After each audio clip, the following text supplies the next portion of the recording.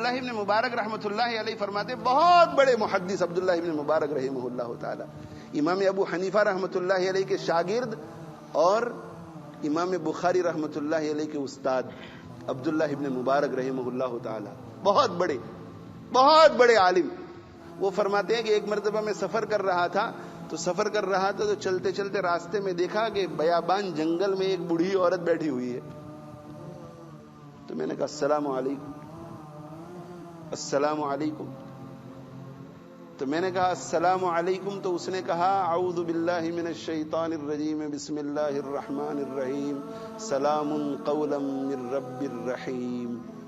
اس نے وعلیکم السلام نہیں کہا، اس نے سلام کا جواب دیا مگر یاسین شریف کی آیت پڑھی، سلام قولا من رب الرحیم. وعلیکم السلام ہو گئے. تو میں نے کہا کہ بڑھیا تو یہاں اکیلی کیا کر رہی ہے؟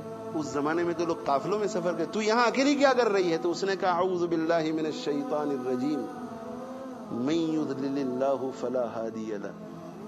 اللہ جسے گمراہ کر دے اسے راستہ دکھانے والا کوئی نہیں ہوتا. دیکھو قرآن کی آیت پڑھی مگر کہنا یہ چاہتی تھی کہ میں گم ہو گئی ہوں. عبداللہ بن مبارک رحمۃ اللہ علیہ فرماتے کہ میں حیران. تو میں نے اس سے پوچھا کہ تو کہاں جا رہی ہے، کہاں جانا چاہ رہی ہے، اس لیے کہ اب اسے پہنچانا چاہیے.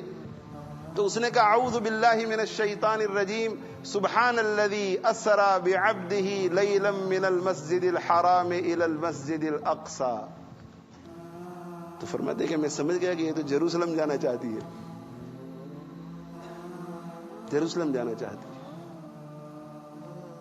اللہ اکبر. دیکھیے تو صحیح، قرآن سے بات، قرآن مجید سے بات. تو عبداللہ ابن مبارک رحمہ اللہ تعالی فرماتے ہیں کہ میں نے اس سے پوچھا کہ کچھ کھائے گی، کچھ پیے گی، اس لیے کہ کب سے تو یہاں بیٹھی ہوئی ہے. تو اس نے کہا اعوذ باللہ من الشیطان الرجیم ثم اتم الصیام الی اللیل. جب تم روزہ شروع کر دو تو پھر مغرب تک پورا کرو. تو میں نے کہا اس سے کہ روزہ رمضان تو ہے نہیں اور سفر میں. تو اس نے کہا کہ ومن تطوع خیرا فإن اللہ شاکر علیم. اس نے کہا ومن تطوع خیرا، جو شخص نفل کام کرتا ہے تو اللہ تعالیٰ اس کی بہت قدردانی کرتا ہے. تو کہ میں تجھے لے چلوں، پہنچا دوں تجھے تیرے قافلے تک. تو اس نے کہا کہ اعوذ باللہ من الشیطان الرجیم هل جزاء الاحسان الا الاحسان. احسان کا بدلہ تو احسان ہی ہے، یعنی شکریہ ادا کروں گی. اونٹنی کو بٹھایا اور اونٹنی کو بٹھا کر کہا کہ بیٹھ جاؤ اس کے اوپر، اونٹ کے اوپر بیٹھ جاؤ. اب وہ باپردہ خاتون تھی، بیٹھی ہوئی تھی، تو بہت زیادہ چونکہ نیک اور باپردہ تھی تو اسے مرد کے سامنے کھڑے ہونے میں ذرا شرم آئی، حیا آئی، شرم آئی. آج کل تو عورتیں جب چہرے کے اوپر نقاب پہن لیتی ہیں تو وہ یہ سمجھتی ہیں کہ بس اب نقاب میں آ گئی، دنیا میں جہاں چاہیں گھومے پھرے. اور حجاب صرف کس کا ہے؟ کپڑے کا. بس آنکھوں کا حجاب نہیں، دل کا حجاب نہیں. اور ایسی بے حیائی سے بات کرتی ہے عورتیں، حجاب والی عورتیں. حیا تو ٹپکنی چاہیے، حیا ٹپکنی چاہیے، حیا ٹپکنی چاہیے میرے بھائیوں. صرف نقاب پہن لیا اس سے کوئی حجاب میں نہیں آ جاتا. تو عبداللہ بن مبارک فرماتے کہ میں اونٹنی کو لے کر کے کھڑا ہوا تھا اور میں نے کہا کہ اس پہ آپ سوار ہو جائیے. تو کہا وہ کہنے لگی کہ اعوذ باللہ من الشیطان الرجیم قل للمؤمنین یغضوا من ابصارہم. مومن مردوں سے کہہ دیجیے کہ اپنی نگاہیں ذرا نیچی کر لیں. بیٹھ گئی. عبداللہ بن مبارک فرماتے ہیں کہ میں نے اونٹنی کے نکیل کو پکڑا اور آگے میں چل رہا ہوں. چلتے اب میں اس سے بات کر سکتا ہوں، اس لیے کہ پرائی عورت، حیا والی. تو میں نے کچھ اشعار پڑھنا شروع کیا. تو جب مرد اشعار پڑھتا ہے تو کبھی کبھی عورت کے لیے فتنے کا سبب بن جاتا ہے. جس طرح عورت اگر اشعار پڑھتی ہے تو مرد کے لیے فتنے کا سبب. بہت پابند تھی.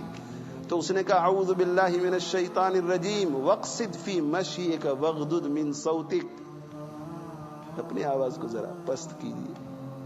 یعنی قرآن پر اتنا عبور کہ حضرت عبداللہ ابن مبارک فرماتے ہیں کہ بات کرتی ہے تو بس بالکل قرآن ہی سے، اس کے علاوہ کوئی لفظ نہیں، کہیں نہ کہیں سے آیت تلاش کر لیتی ہے، اس کو کچھ بھی پوچھو تو قرآن سے بولتی ہے۔ میں نے اس سے پوچھا کہ میں تجھے اب لے تو جا رہا ہوں، تو اکیلی سفر کر رہی تھی، کوئی ساتھ تھا؟ تو اس نے کہا کہ وَلَمَّا فَصَلَتِ الْعِيرُ قَالَ أَبُوهُمْ إِنِّي لَأَجِدُ رِيحَ يُوسُف۔ وَلَمَّا فَصَلَتِ الْعِيرُ، جب قافلہ الگ ہوا، یعنی حضرت یوسف علیہ السلام کے بھائی قافلے کی شکل میں جب وہاں سے چلے تو یعقوب نے وہاں پر یہ کہا کہ مجھے کرتے کی خوشبو آ رہی ہے، یوسف کے کرتے کی۔ تو وَلَمَّا فَصَلَتِ الْعِيرُ، جب قافلہ الگ ہوا تو اشارہ کر دیا کہ ہاں میں قافلے کے ساتھ تھی۔ بہت اچھی بات ہے۔ اب یہ قافلے کے ساتھ مل گئے، جب قافلے کے ساتھ مل گئے تو کہا کہ اس میں تمہارا کون ہے؟ تمہارا شوہر ہے، تمہارے چچا ہیں، تمہارے بھائی ہیں؟ تو اس نے کہا اعوذ باللہ من الشیطان الرجیم، المال والبنون زینت الحیات الدنیا، اولاد اور مال یہ دنیاوی زندگی کی زینت ہے، اس کا مطلب ہے کہ لڑکے ہیں میرے۔ تو کہا کہ تمہارے لڑکے ہیں، تو قافلہ تو بہت بڑا ہے، تو قافلے کے کس سیکشن میں ہے؟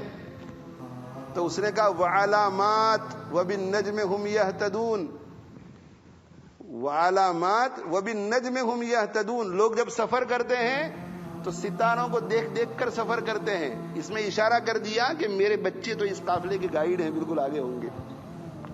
فرماتے کہ میں آگے چلا گیا، اس سے پوچھا کہ نام کیا ہے تیرے بچے کے؟ اس نے کہا اعوذ باللہ من الشیطان الرجیم واذکر فی الکتاب ابراہیم واذکر فی الکتاب اسماعیل یا یحییٰ خذ الکتاب بقوہ۔ یہ تو لمبی گفتگو ہے۔ تو بچوں نے پھر حضرت عبداللہ ابن مبارک رحمۃ اللہ علیہ سے جب ملاقات ہوئی تو بچوں نے یہ کہا کہ ہماری والدہ تو کئی سالوں سے قرآن کے علاوہ اپنی زبان سے کسی بات کو نکالتی ہی نہیں۔ تو یہ بعض کتابوں میں نے یہ قصہ پڑھا، تو اس میں میں نے یہ پڑھا کہ عبداللہ ابن مبارک رحمہ اللہ تعالی نے پوچھا کہ بی بی مجھے یہ تو بتا، اب میں جا رہا ہوں کہ تو قرآن ہی سے کیوں بات کرتی ہے؟